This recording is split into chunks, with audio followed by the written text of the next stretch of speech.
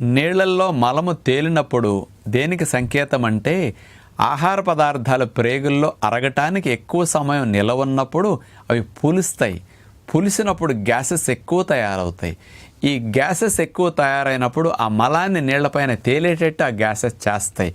ఇది ఒక చెడ్డ సూక్ష్మజీవులు ఎక్కువ ఉన్నప్పుడు గ్యాసెస్ ఎక్కువ తయారవటం మలం నీళ్లపైన తేలటానికి ఒక కారణమైతే, రెండోది ఆహార పదార్థాల్లో కొవ్వులు ఎక్కువగా ఉన్నప్పుడు ఆ కొవ్వులు మోషన్ ద్వారా కిందకు వచ్చినప్పుడు కూడా మలము తేలే గుణము కలిగి ఉంటుంది.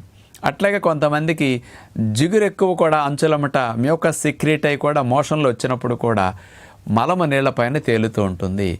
కాబట్టి వీళ్ళకి అజీర్ణ సంబంధమైన సమస్యలు, గ్యాసెస్ అనేవి నిలవుండి ఎక్కువ ఉత్పత్తి అవుతున్నాయని, నీళ్లపైన మల విసర్జన జరిగిన తర్వాత తేలింది అంటే దానికి గుర్తుగా మనం భావించాలి.